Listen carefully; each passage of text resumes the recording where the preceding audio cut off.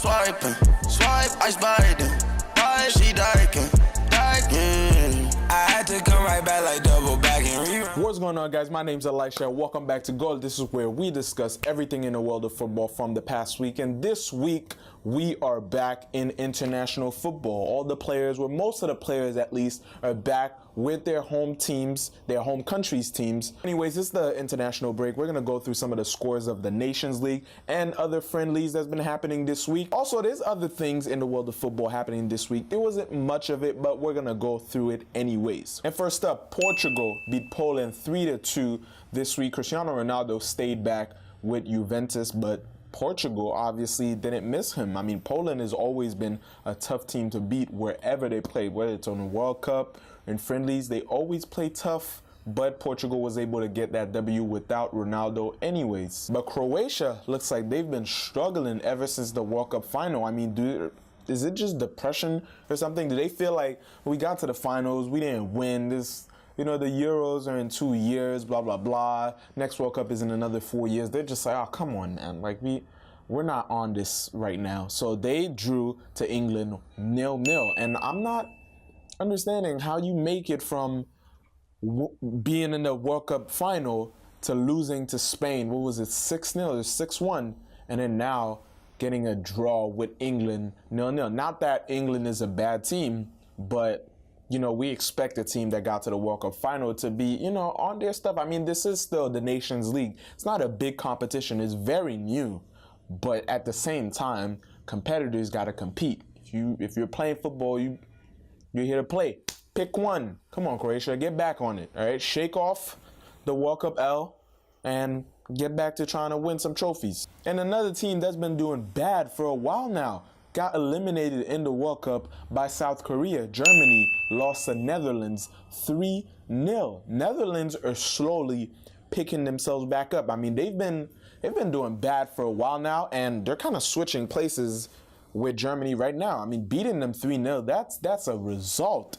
And in the Nations League, they have Depay is doing his thing over there with Wijnaldum's in them. They're really picking up the name of the Netherlands teams yet again. But this is always sort of bad news for a team when you're becoming good again way too soon. It's kind of like it's a World Cup curse. I mean, the teams that have won the World Cup always end up becoming very strong within like a few months before the World Cup. But it's always a bad sign when you start seeing signs of a really strong team years before the next World Cup. And let's be honest, when we're talking international football, the competitions that really matter are like the World Cup, of course, at number one. And you have the Confederations Cup, the Copa America, the Euros, the African Cup of Nations, things like that. So it all sort of builds up to a competition. So it's all relative to what's the next competition that they're going to be playing. So if you're too good too early, it's a bad sign. You want to really be strong like a couple months right before the next competition. So in 2 years, Netherlands, hopefully they can keep up this form for the next 2 years so that when the Euros come in, they can actually compete and get back to making a name for themselves, because Holland's been taking a back seat for a while now. And another team who should be trying to use this Nations League as a way of lifting up their spirits again. Italy beat Poland 1-0 this weekend. Now, Italy should really be trying to focus on this Nations League. I mean, it's not the biggest competition, but trying to win that trophy after not even qualifying for the World Cup should be a goal of theirs. You know, just proving to the world, okay, we had our moment, now we're back. We're back to winning ways. We're back to having football teams respect us and fear us. This is Italian football, 4 World Cups. All right, we're here, we're back. This should be their statement from now on. And aside from the Nations League, Saudi Arabia played Brazil on Friday, and Gabriel Jesus finally broke the curse that's been on him for so long, all right, to stop them from scoring in the World. Anyways, he scored. He's back to scoring for Brazil. Hopefully, he doesn't spend too many more games just not scoring, not being able to get shots on target and all of that. He's 19 years old, 19, 20. All right, at this stage, like Mbappe, he should be scoring. He's starting over Firmino most of the time. So if he's there, the coach trusts them, the team trusts them. He needs to now be getting the results. And speaking of teenagers who gets results, Mbappe scored in the 90th minute to make it 2-2 for France as they beat Iceland this week. Now, Iceland was leading 2-0 against France. That doesn't happen. That doesn't happen. Especially since France just won the World Cup and supposedly they're the best team in the world. I mean, they are. They just won the greatest competition in football. Like, they're the best team in the world. So the fact that Iceland could be 2-0, Iceland for some years now, they've been proving a lot of doubters wrong. They've been making headlines.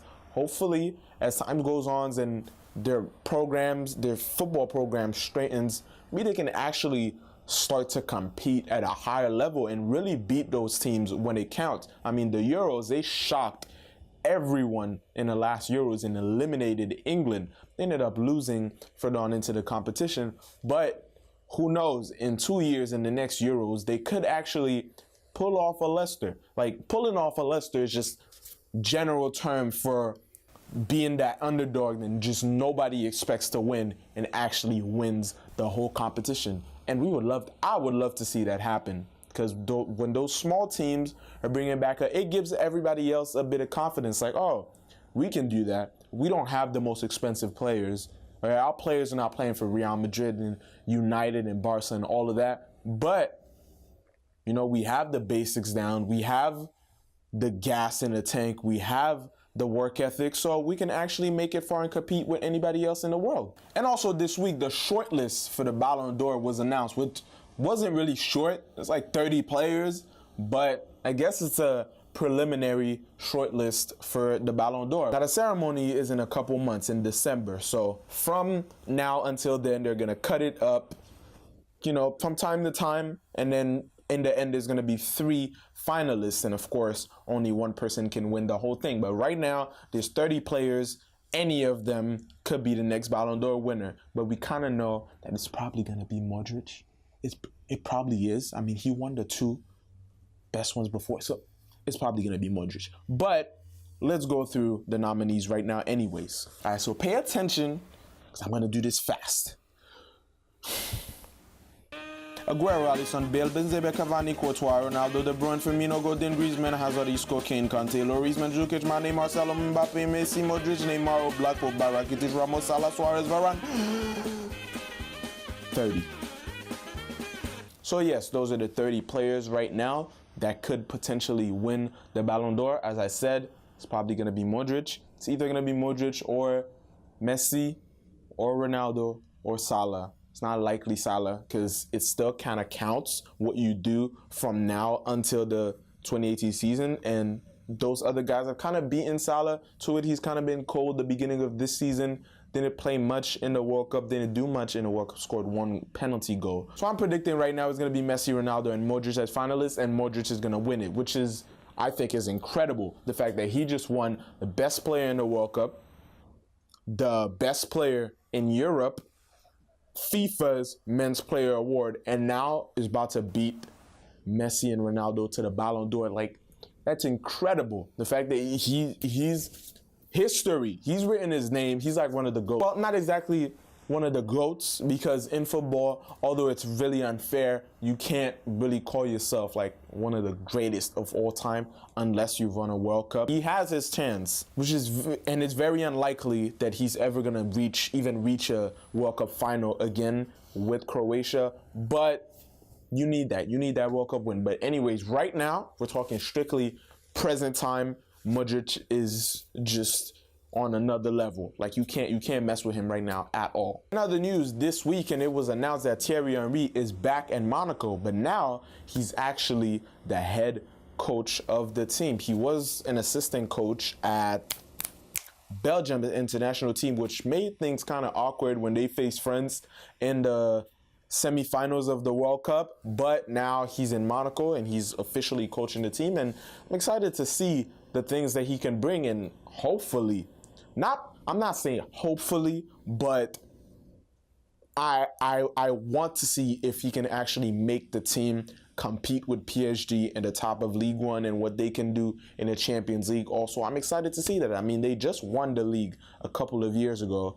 And, you know, they kind of been on the decline, especially with Mbappe leaving and all of that. So let's see what he can actually bring to the table. And he's a winner himself. I mean, he's been on some of the most legendary teams in football history. So who knows? Maybe he can bring some of that knowledge, some of that fire, that intensity, that will to win and compete to Monaco this season. And next up, this particular story right there is for anyone who's thinking, oh, I got something I want to do, but it's so hard and I can't do it, and people are telling me, no, you can't do it. You can do it.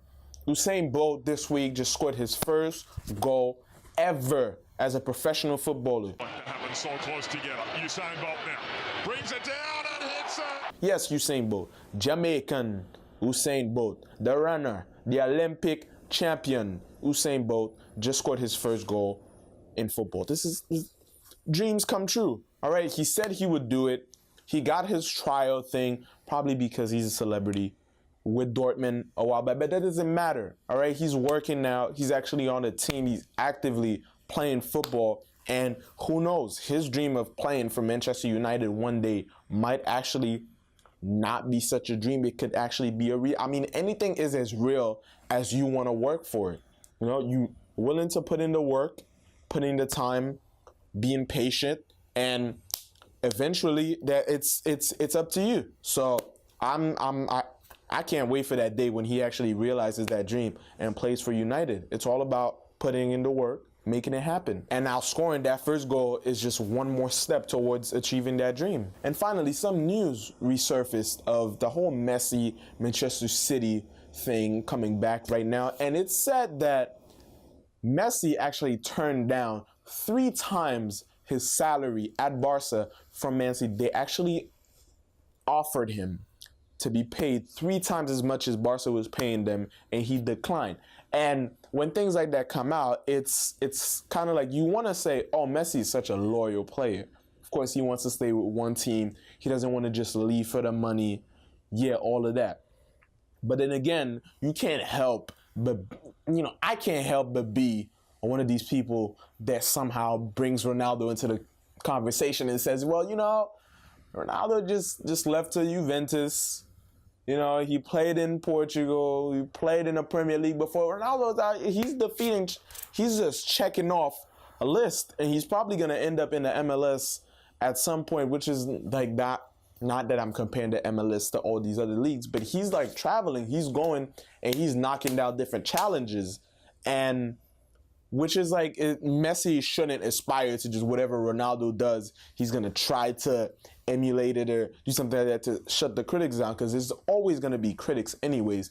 But it goes to show, you know, maybe if they're willing to offer that much money, who knows what other teams, maybe in the Bundesliga or what other teams in the Premier League too, might have willing to give him. And if they're willing to do that, if money's not an option, then why not? Why not take the challenge? Why not go to the Premier League and try, you know, be a new challenge? As a competitor, you should be trying to break down barriers, you know, get stuff off your checklist. But I guess it's not a goal as his. It's not an aspiration for him to go to another league and just stay with Barca. And you can't blame him. I mean, that's him. You don't have to go to different leagues, but, you know, it just looks at the end of his career, you know, people are going to say, you know, you did all this with Barca, but, you know, you don't want to have those buts.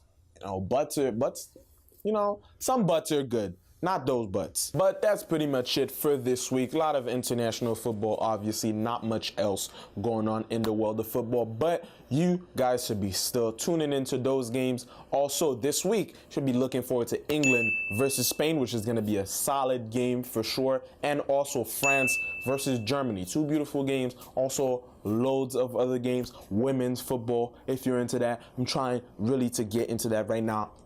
Like I said in previous episodes, TV channels, put women's football on. All right, put it on, see how people react to it. Come on, they deserve the shot just as much as the men do. All right, so put it on TV so we can watch it. Because if it's football, I'm on it. I don't care if it's dogs or cats or rabbits playing football, I want to see it. But anyways, that's gonna be it for this week. If you guys enjoyed this video, make sure you drop a like. Or if you didn't, make sure you drop a dislike, but let me know in the comments below. Feedback is good, criticism is good, it's all accepted. Also, make sure you check out the music and the social media to go in the description below, and I'll see you guys next time. Peace.